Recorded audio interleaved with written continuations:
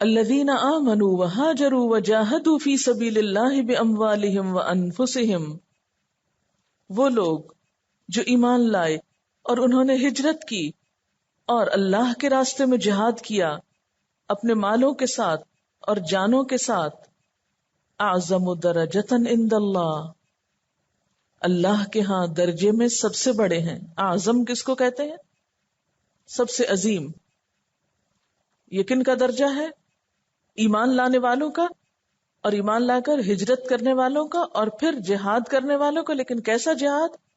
جس میں مال بھی لگایا جائے اور جان بھی لگائی جائے، دونوں چیزیں۔ وَأُولَئِكَ هُمُ الْفَائِزُونَ، اور یہی لوگ وہ کامیاب ہونے والے۔ حضرت ابو ہریرہ رضی اللہ تعالیٰ عنہ کہتے ہیں کہ ایک آدمی رسول اللہ صلی اللہ علیہ وسلم کے پاس آیا اور کہنے لگا، مجھے ایسا عمل بتائیے جو جہاد کے برابر ہو۔ آپ نے فرمایا، میں ایسا کوئی عمل نہیں پاتا۔ حضرت ابو سعید خدری رضی اللہ تعالیٰ عنہ کہتے ہیں، آپ سے سوال کیا گیا کہ اللہ کے رسول صلی اللہ علیہ وسلم، لوگوں میں سب سے افضل کون ہے؟ فرمایا، مومن جو اللہ کی راہ میں اپنی جان اور مال سے جہاد کرتا ہو، انہی لوگوں کے لیے کامیابی ہے۔ فائزون سے مراد کون سی کامیابی ہے؟ صرف آخرت کی؟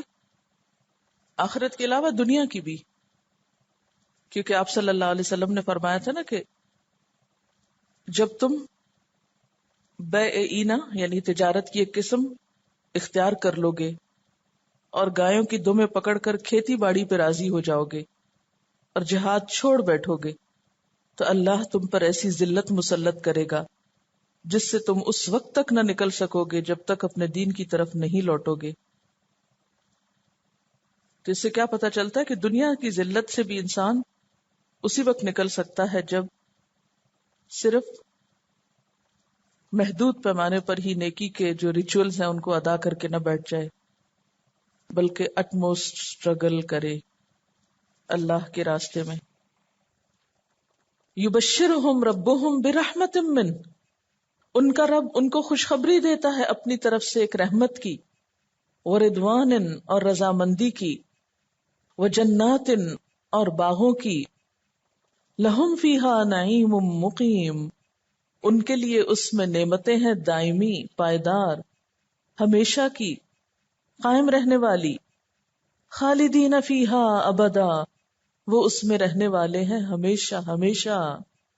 ان اللہ عندہ اجر عظیم، بے شک اللہ تعالی اس کے پاس تو اجر عظیم ہے، بہت بڑا اجر ہے۔ اللہ تعالیٰ ہم سے 4 چیزیں مانگتے ہیں اور بدلے میں 8 چیزیں دیتے ہیں۔ 4 کون سی ہیں؟ آمنوا وہاجروا وجاہدوا باموالہم وانفسہم، جہاد میں 2 چیزیں پھر، اور ملے گا کیا؟ نمبر 1 اعظم درجہ، فائزون، یبشرہم ربہم، رحمت، رضوان، جنات، نعیم مقیم، خالدین فیہا ابدا، اجر عظیم۔ اب اس میں یہ جو عظیم اور مقیم 2 لفظ آئے ہیں، مقیم کا لفظ ہوتا ہے مقیم ہو گیا، فلاں شخص اس شہر یا علاقے میں مقیم ہو گیا، یعنی پرماننٹ ریزیڈنٹ، تو یعنی نعمتیں پرماننٹلی وہاں اتر آئیں گی، انہوں نے نہیں جانا کہیں۔ دنیا میں کوئی نعمت پرماننٹلی آپ کو نہیں ملتی، لیکن وہاں جو نعمتیں ملیں گی وہ پرماننٹلی آپ کے حصے میں آ جائیں گی، اب وہ کہیں اور کسی کے پاس نہیں جائیں گی۔ جب اللہ تعالیٰ کچھ لے لیتے ہیں ہجرت اور جہاد کے ذریعے تو پھر لوٹاتے کس طرح ہے؟ یعنی چھوڑنا تو تھوڑے دن کے لیے ہے، تھوڑی دیر کے لیے، جو بھی کوئی قربانی ہم کریں گے، لیکن جو کچھ جواب میں ملے گا وہ ہمیشہ کے لیے ہے۔ لیکن چھوڑنے والے تو بنے، چھوڑ کے تو دیکھیں، ہمت تو پائیں اپنے اندر چھوڑنے کی۔ اب یہاں پر بات تو ایک اور کانٹیکسٹ میں ہو رہی ہے، لیکن جیسا کہ آپ جانتے ہیں کہ قرآن پاک جو ہے وہ صرف ایک خاص کانٹیکسٹ میں نہیں اترا یا خاص قوم کے لیے نہیں اترا، بلکہ ہم سب کے لیے نازل ہوا ہے، اور ہم سب کے لیے اس میں سیکھنے کا اور سبق حاصل کرنے کا کچھ نہ کچھ پہلو ہے ہر موقع پر. آپ کیا سمجھتے ہیں؟ آپ کے لیے اس میں کیا سبق ہے؟ یہ کوئی ہے بھی کہ نہیں؟ کیا سیکھنے کی بات ہے؟ آپ دیکھیں کہ جہاد کے آپ سٹیپس رکھ سکتے ہیں نا. آپ اگر سٹیپس بنا لیں، نمبر 1 پہلا سٹیپ، دوسرا سٹیپ، تیسرا سٹیپ، کرتے کرتے کرتے، یعنی جب لفظ جہاد بولا جاتا ہے تو اس سے مراد صرف قتال نہیں ہوتا، کیونکہ قتال تو بذات خود ایک الگ لفظ بھی ہے. اگر قتال ہی مراد ہو تو لفظ قتال آ جائے ہر جگہ. یہاں یہ بھی تو آ سکتا تھا نا، وَقَاتَلُوا فِي سَبِيلِ اللَّهِ بِأَمْوَالِهِمْ وَأَنفُسِهِمْ. تو کیا قسمیں ہیں جہاد کی؟ اب یہاں پر آپ دیکھیں کہ فی سبیل اللہ کا لفظ آیا نا. سبیل کس کو کہتے ہیں؟ سبیل کہتے ہیں راستے کو، یعنی اللہ کی طرف جاتے ہوئے، اس کے راستے پہ چلتے ہوئے جو بھی کوشش آپ کریں گے اور اس راہ میں آنے والی ہر رکاوٹ کو جس طرح بھی آپ ہٹائیں گے، یعنی اس کے راستے میں آنے والی کسی بھی رکاوٹ کو ہٹانا جو ہے، یہ سب جہاد ہے. ایمان لانے کے بعد اللہ کی طرف جانے کا جو سفر شروع ہوتا ہے، اس سفر میں آپ کے راستے میں جو بھی رکاوٹ آئے اس کو ہٹانے کا نام جہاد ہے. وہ رکاوٹ خواہ آپ کے اپنے نفس کی طرف سے آ رہی ہے، یا اولاد کی طرف سے آ رہی ہے، یا مال کی وجہ سے آ رہی ہے، یا دشمنوں کی وجہ سے آ رہی ہے، خواہ آپ اپنے ذہن کو استعمال کر رہے ہیں، اپنی زبان کو استعمال کر رہے ہیں، اپنے ہاتھ کو استعمال کر رہے ہیں، اپنے قلم کو استعمال کر رہے ہیں، آپ اسلحے کو استعمال کر رہے ہیں، آپ قوت کا استعمال کر رہے ہیں، آپ کچھ بھی جو کر رہے ہیں، اس میں آپ دیکھیں کہ پھر درجے ہیں نا. بعض لوگ صرف مال لگاتے ہیں اور وہ سمجھتے ہیں کہ ان کی ذمہ داری پوری ہوگی. بعض لوگ صرف جان لگاتے ہیں.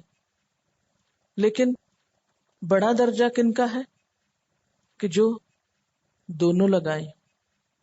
اچھا، نفس کے ساتھ جہاد میں صرف یہ نہیں ہوتا کہ آپ کو جو چیز ناپسند ہوئی یا جو وسوسہ وغیرہ آپ کو آیا، یہ تو ہے ہی کہ ان وسوسوں کو ہٹانا اور سیدھے راستے پہ چلتے جانا. لیکن نفس کے ساتھ جہاد میں اپنی پسندیدہ چیزوں کو قربان کرنا اور کچھ ناپسندیدہ چیزیں جو آپ کے لیے ضروری ہیں، آپ کی تربیت کے لیے یا آپ کے دین کے راستے پہ چلنے کے لیے، ان کو اختیار بھی کر لینا. مثلا نفس کے جہاد میں نیند کی قربانی بھی آتی ہے، کھانے پینے کی قربانی بھی آتی ہے، آپ کے آرام کی قربانی، آپ کی روٹین کی قربانی، صحت کی، تو یہ تمام چیزیں آتی ہیں. اگلی آیت میں مزید وضاحت ہو رہی.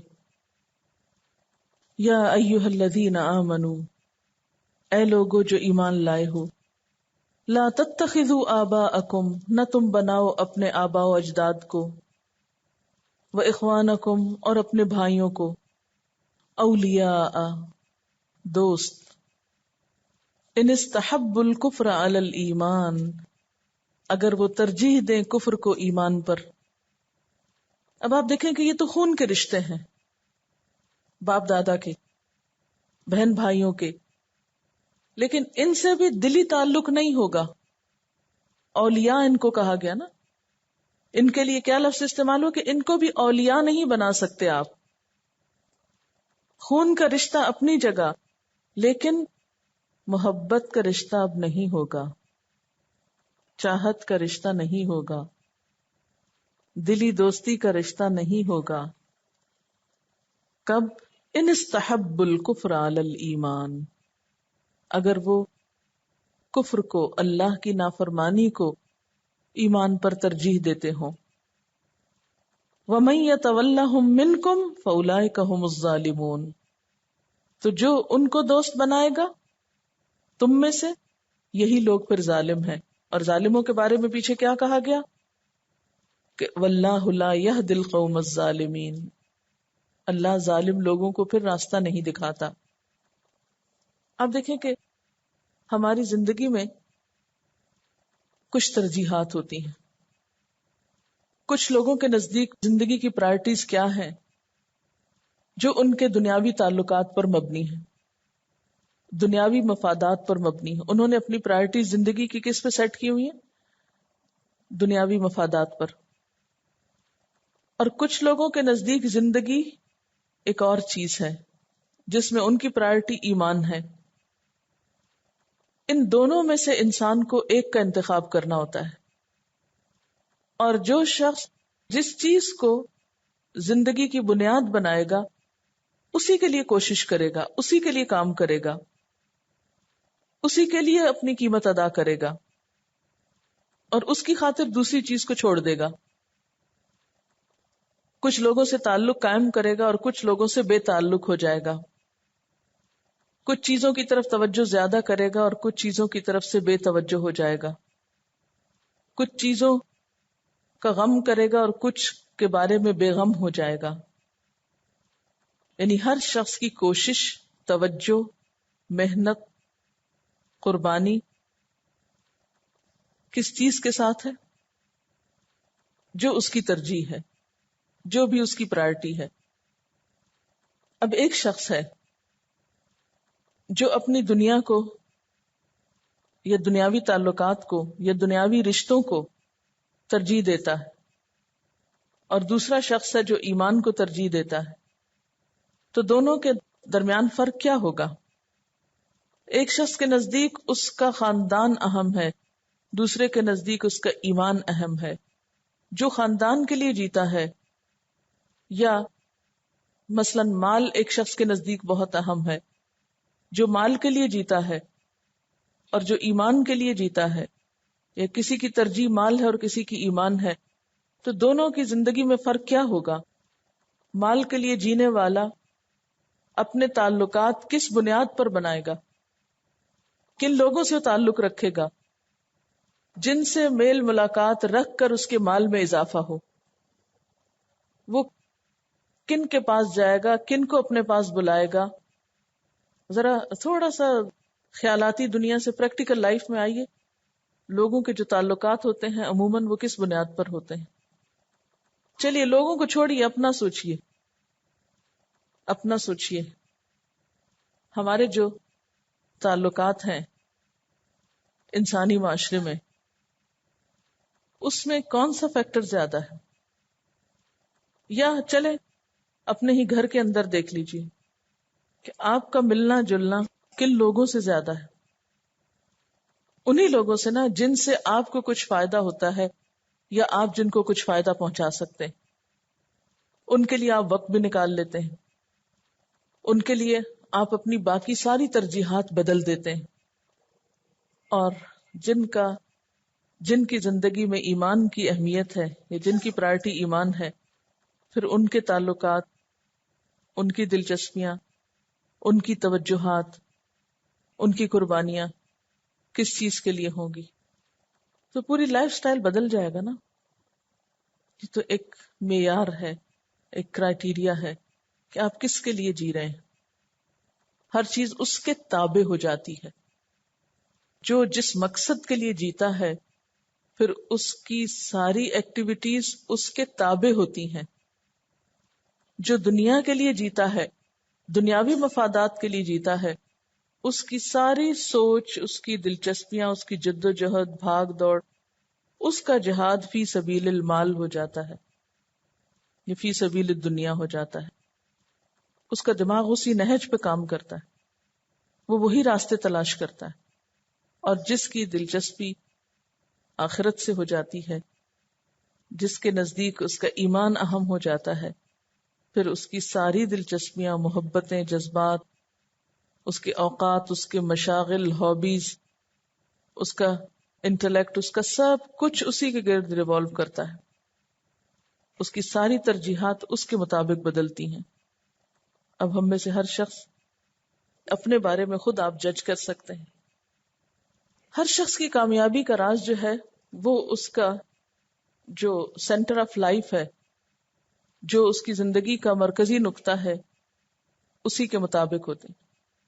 کامیاب بزنس مین کا جو ترجیح ہے یا اس کا جو مرکزی نقطہ ہے وہ اس کا بزنس ہے، وہ اسی کے خواب لے کے سوتا ہے اور اسی کی ترجیحات کے مطابق اٹھتا ہے اور اسی کی ترجیح کے مطابق لوگوں سے ملتا ہے، تعلق رکھتا ہے یا وٹ ایور۔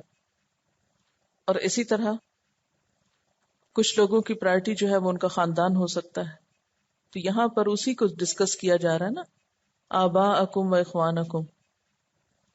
دنیا ترجیح بن جاتی ہے تو دین کو بھی دنیا کے لیے قربان کرنا شروع کر دیتے ہیں۔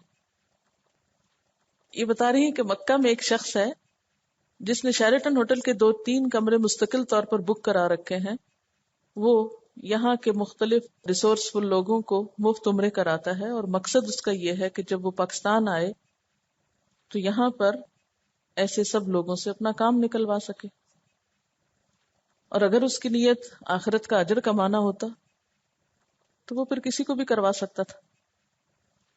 اب ان لوگوں کے پاس جو اپنے بزنس میں بہت زیادہ مصروف ہوتے ہیں، بسا اوقات نماز پڑھنے کا، مسجد جانے کا بھی ٹائم نہیں ہوتا، کہاں یہ کہ وہ جہاد کے لیے نکلے، وہ تو کہیں دور پار کی سوچ میں نہیں ہو سکتا۔ یعنی جب انسان کی ترجیح اس کا ایمان بنتی ہے تو قدرتی طور پر وہ ان جگہوں پہ جانا پسند کرے گا جہاں سے اس کا ایمان بڑھے، ان لوگوں سے ملنا چاہے گا جس سے اس کا ایمان بڑھے، وہ کام کرنا چاہے گا جس سے اس کے ایمان میں اضافہ ہو، یعنی قدرتی طور پر۔ اس کا یہ مطلب نہیں کہ جب اس کے ایمان میں اضافہ ہوگا تو وہ کھانا پینا چھوڑ دے گا یا اس کی دنیا کی ضروریات ختم ہو جائیں گی۔ دنیا اس کی ضرورت تو ہوگی، ترجیح نہیں ہوگی۔ اور ان دو چیزوں میں فرق ہے، کیونکہ یہاں ترجیح کی بات ہو رہی ہے۔ ان استحب الکفر علی الایمان، پرائرٹیز کی بات ہو رہی ہے۔ قل ان کان آباؤکم، کہہ دیجئے کہ اگر تمہارے آبا و اجداد، و ابناؤکم، اور تمہارے بیٹے، و اخوانکم، اور تمہارے بھائی، و ازواجکم، اور تمہاری بیویاں یا شوہر، و عشیرتکم، اور تمہارے خاندان، و اموال اقترفتموہا، اور مال جن کو تم نے کمایا، و تجارتن، اور تجارت، بزنس، تخشون کسادہا، جس کے مان پڑ جانے کا تم کو خوف ہے، و مساکن تردونہا، اور گھر جن کو تم پسند کرتے ہو، احب الیکم، زیادہ پیارے ہیں تم کو، من اللہ و رسولہ، اللہ سے اور اس کے رسول سے، و جہاد فی سبیلہ، اور اس کے راستے میں جہاد کرنے سے، فتربصوا، تو انتظار کرو، حتی یأتی اللہ بامرہ، یہاں تک کہ اللہ اپنا فیصلہ لے آئے، واللہ لا یہدی القوم الفاسقین، اور اللہ فاسق قوم کو ہدایت نہیں دیتا، عہد توڑنے والے لوگوں کو راہ نہیں دکھاتا۔ یہ آیت پچھلی ساری آیتوں کا خلاصہ ہے، بہت فیصلہ کن انداز میں، ڈسائسولی آخری تنبیہ کر دی گئی۔ اب تک تو سمجھایا جا رہا تھا اور اب ایک وارننگ دے دی گئی کہ سوچ لو اب تمہیں کس طرف جانا ہے۔ اگر یہ تمام محبوب چیزیں، پسندیدہ چیزیں، محبتوں کے مرکز تمہیں اللہ اور اس کے رسول سے اور اس کے راستے میں جہاد کرنے سے زیادہ عزیز ہیں، تو پھر اللہ تمہاری ذلت کا فیصلہ کرے گا۔ جیسا کہ حضور صلی اللہ علیہ وسلم نے فرمایا، جب تم بے اینا کو، تجارت کی ایک قسم ہے، اس کو اختیار کر لو گے اور گایوں کی دمیں پکڑ کر کھیتی باڑی پر راضی اور قانع ہو جاؤ گے، یعنی اسی پر مطمئن ہو جاؤ گے کہ ہم سویرے اٹھتے ہیں، اپنے جانور لے جاتے ہیں اور ہل چلاتے ہیں اور زمینیں ہماری بہت آباد ہو گئی ہیں، اور جہاد چھوڑ بیٹھو گے، تو اللہ تم پر ایسی ذلت مسلط کرے گا جس سے تم اس وقت تک نہ نکل سکو گے جب تک اپنے دین کی طرف نہ لوٹو گے۔ آج ہم مسلمانوں پر جو ذلت اور ادبار اور پستی کا دور آیا ہے وہ اسی وجہ سے ہے۔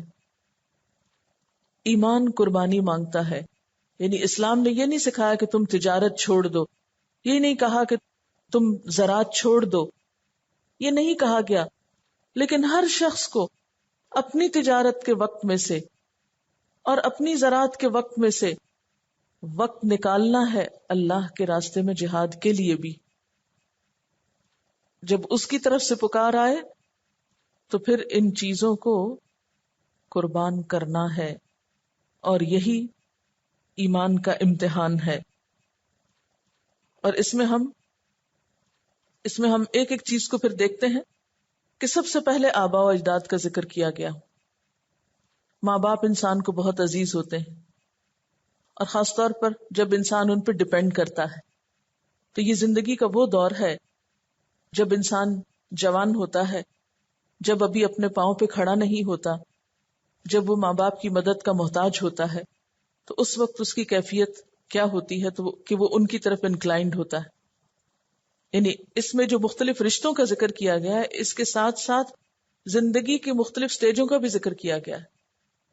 پھر ایک وقت آتا ہے کہ انسان اپنی اولاد کے بارے میں بہت حریص ہوتا ہے، بچوں کے بارے میں بہت کانشیس ہوتا ہے کہ اگر ان کو کہیں چھوڑا تو معلوم نہیں ان بیچاروں کے ساتھ کیا گزرے گی. وہ تھوڑی دیر کے لیے بھی ان کو اپنی آنکھوں سے دور نہیں کر سکتا. پھر اس کے ساتھ ساتھ بہن بھائی، اور بہن بھائی میں صرف حقیقی بہن بھائی نہیں بلکہ ساری برادری شامل ہو جاتی ہے. پارٹنرز، مختلف کاموں میں جو پارٹنرز ہیں، مثلا بزنس پارٹنرز وغیرہ، وہ بھی اس سے مراد ہو سکتے ہیں. وَأَزْوَاجُكُمْ، اور تمہاری بیویاں، وَأَشِيرَتُكُمْ، عشیرہ کہتے ہیں خاندان کو. عشرہ کا مطلب ہوتا ہے مل جل کر رہنا. عشرہ 10 کو بھی کہتے ہیں نا، یعنی مراد اس سے چھوٹا قبیلہ ہے جو صرف مرد کے رشتہ داروں پر مشتمل ہوتا ہے، یعنی سسرالی خاندان، قریب ترین رشتہ دار جن کے ساتھ انسان زندگی گزارتا ہے، شب و روز گزارتا ہے، جیسے بیٹا، بیٹی، دادا، چچا، پھپھیاں، کنبا قبیلہ جسے آپ کہتے ہیں. وَأَمْوَالٌ اقْتَرَفْتُمُوهَا، اور مال جن کو تم نے کمایا. وراثت کے مال کا ذکر نہیں ہے یہاں، یہ کسی ہبہ ہدیہ کی بات نہیں. اموال اقترفتموها، وہ بزنس جو تم نے خود اسٹیبلش کیا تھا، جس پر انسان کی محنت بھی لگی ہوتی، اس کو چھوڑنا زیادہ مشکل کام ہوتا ہے. ایک تو نا کہ مفت میں پیسہ مل گیا آپ کو کہیں سے، اس کی وہ قدر نہیں ہوتی جو انسان کو اپنے ہاتھ کی کمائی کی ہوتی. اس لیے خاص طور پر اموال کے ساتھ اقترفتموها کا لفظ بھی آیا. بینک بیلنس کہہ سکتے ہیں جو تمہارے نام پر ہو. وہ تجارتن، اور تجارت تخشون کسادہا، جس کے مندہ پڑ جانے کا تم کو خوف ہو. کب ہوتا ہے وہ خوف؟ تجارت کی کساد بازاری کا خوف کب ہوتا ہے خصوصاً؟ یا تجارت کے خراب ہونے کا، یا بزنس کے ڈاؤن ہونے کا خوف کب ہوتا ہے؟ جب مالک خود سر پہ نہیں ہوتا، جب وہ خود لک آفٹر نہیں کرتا. یعنی اگر تم خود نہیں ہوگے تو پھر تمہاری تجارت کا کیا ہوگا. وَمَسَاكِنُ، اور گھر، تردونہا، جن کو تم بہت پسند کرتے ہو، جن کے اوپر تم نے لاکھوں لگا دیے اپنے آرام اور سکون کے لیے، ایک ایک چیز کو اپنی مرضی اور ضرورت کے مطابق تیار کیا. اگر یہ سب کچھ تمہیں زیادہ پیارا ہو جائے اللہ اور اس کے رسول اور جہاد فی سبیل اللہ سے، تو پھر انتظار کرو. اللہ کی محبت کے دعوے تو ہم سب کرتے ہیں، لیکن جب ان چیزوں کے اندر ہوتے ہیں پھر ہماری نمازوں کا حال کیا ہوتا ہے؟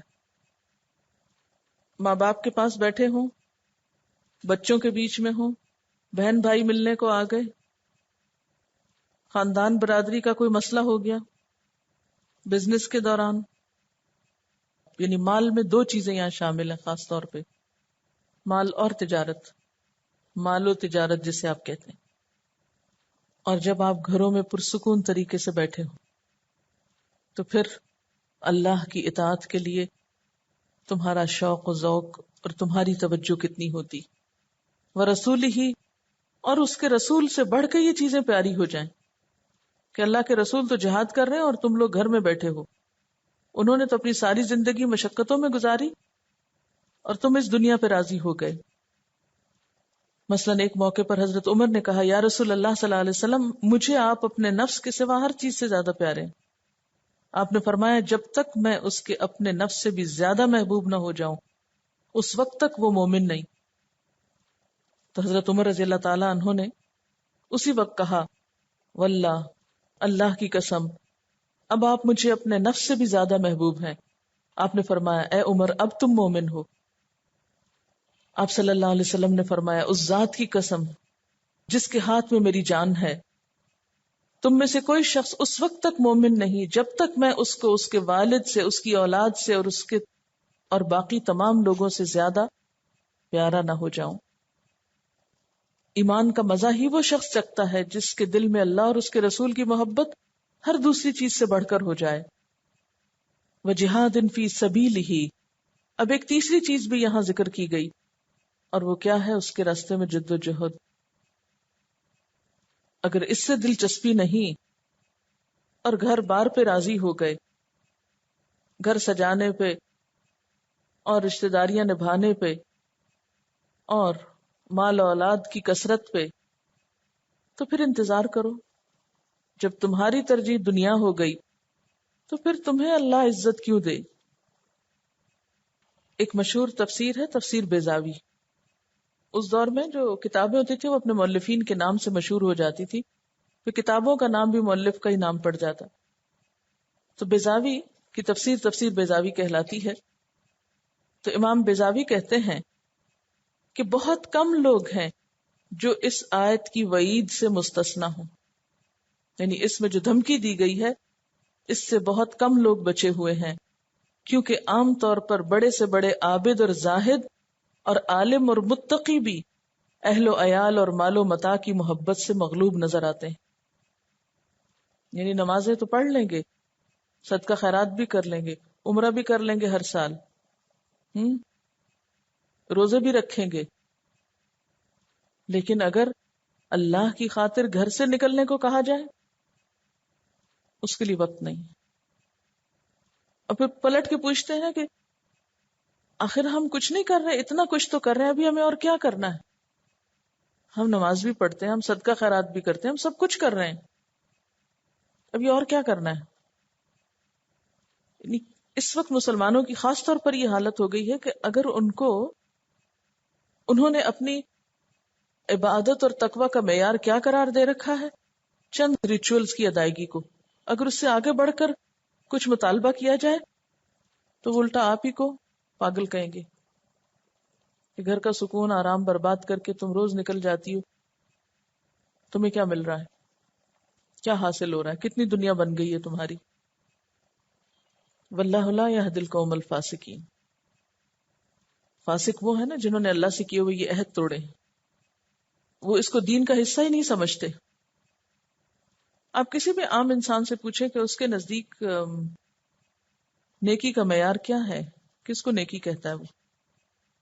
اگر صحابہ کرام، ذرا تھوڑی دیر کے لیے سوچئے میں اور آپ، اگر صحابہ کرام کے نزدیک بھی نیکی کا معیار صرف وہی ہوتا جو میرے اور آپ کے نزدیک ہے کہ بس ہم اللہ پر ایمان رکھتے ہیں، فرشتوں پر، کتابوں پر، وہ سارے ایمان کے تقاضے، ہم نماز پڑھتے ہیں، روزہ رکھتے ہیں، حج کرتے ہیں، زکوٰۃ دیتے ہیں، بس سے پکے مومن ہو گئے.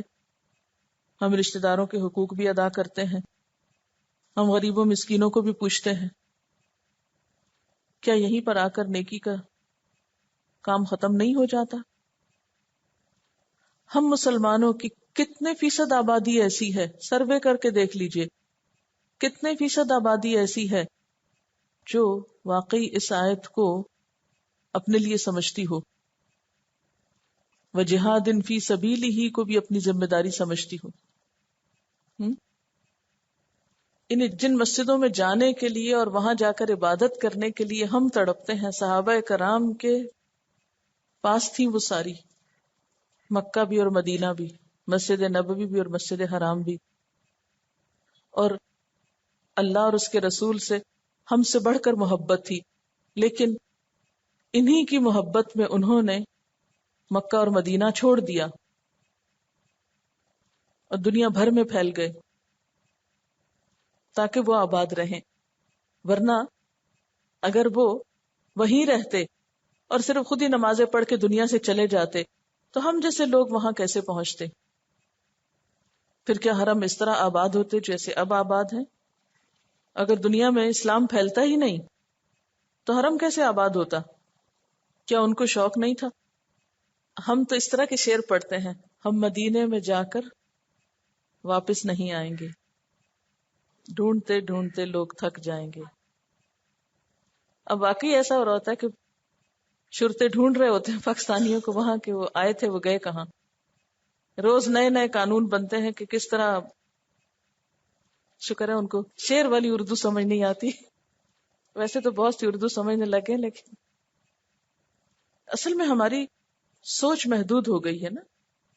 یعنی اس میں کوئی شک نہیں کہ اللہ کا گھر ہم سب کو پیارا ہے، دنیا کی ہر جگہ سے زیادہ پیارا ہے، لیکن پھر وہ دوبارہ ہم نفس کی محبت کا شکار ہو جاتے ہیں نا کہ ہمارے نفس کو آسان لگتا ہے وہاں بیٹھ رہنا، تو بیٹھ رہے ہیں۔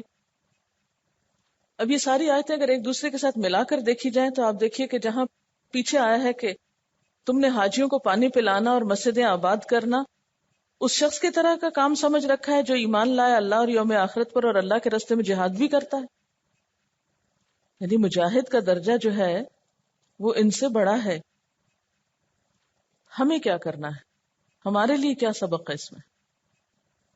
یہ کسی نے لکھ کر بھیجا تھا ماڈرن ڈے جہاد، اور اس پر ایک نیوز کچھ لکھی ہوئی ہے، تو اس کا میں خلاصہ آپ کو بتا دیتی ہوں۔ ہارورڈ یونیورسٹی میں منعقد ہونے والی سب سے اہم تقریب، جس میں 25,000 لوگوں کے سامنے طلبہ کو ڈگری دی جاتی ہے، اس میں تقریر کرنے کے لیے 3 لوگ منتخب ہوئے ہیں۔ ان میں سے ایک زاہد یاسین ہے، جس نے اپنی تقریر کے عنوان کے لیے جہاد کا انتخاب کیا ہے تاکہ وہ لوگوں کو اس کا اصل مطلب سمجھا سکے۔ اس انتخاب پر اس کے ساتھیوں نے شدید رد عمل کا اظہار کیا ہے۔ کئی دھمکی آمیز خطوط کے علاوہ فون پر قتل کی دھمکی بھی مل چکی ہے۔ 600 لوگ اس انتخاب کے خلاف ایک پٹیشن پہ سائن کر چکے ہیں اور یونیورسٹی کو ڈونیشن نہ دینے کی دھمکی بھی دی ہے، مگر زاہد یاسین کو یونیورسٹی کے صدر کی سپورٹ حاصل ہے اور وہ اپنے ارادے پہ قائم ہے، اگرچہ اس نے اپنی تقریر کا عنوان امریکن جہاد سے بدل کر آف فیتھ اینڈ سٹیزن شپ رکھ لیا ہے۔ لیکن اس سے آپ اندازہ لگا سکتے ہیں کہ صرف اسلام کے صحیح نقطۂ نظر کو واضح کرنا بھی کتنا مشکل کام ہے، اور کافر کو کافر کیوں کہا جاتا ہے کہ وہ حق سننے کے لیے بھی تیار نہیں اور سن کے سمجھنے کے لیے بھی نہیں۔